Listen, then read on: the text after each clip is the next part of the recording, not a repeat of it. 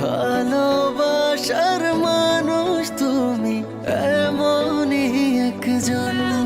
অবশেষে নীরবতা ভেঙে সামনে এলো চিত্রনায়িকা শবনম বুবলির দীর্ঘদিন আড়ালে থাকার কারণ। দ্বিতীয়বারের মতো মাতৃত্বের স্বাদ পেলেন ঢালিউডের এই জনপ্রিয় চিত্রনায়িকা। এবার তার কোল জুড়ে এসেছে এক কন্যা সন্তান। সম্প্রতি নিজের ভেরিফাইড ফেসবুক পেজে একটি ফটো কার্ড শেয়ার করে এই সুখবর দেন বুবলি।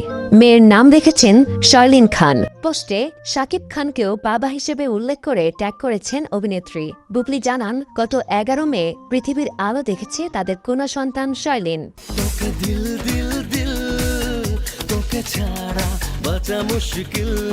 খবরটি প্রকাশ্যে আসার পর থেকেই সামাজিক যোগাযোগ মাধ্যমে শুভেচ্ছায় ভাসছেন এই তারকা দম্পতি। তবে এই আনন্দের খবরের পাশাপাশি একটি প্রশ্ন বেশ জোরালো হয়ে উঠেছিল অনুরাগীদের মনে। কোথায় জন্ম হয়েছে বুবলির দ্বিতীয় সন্তানের? কারণ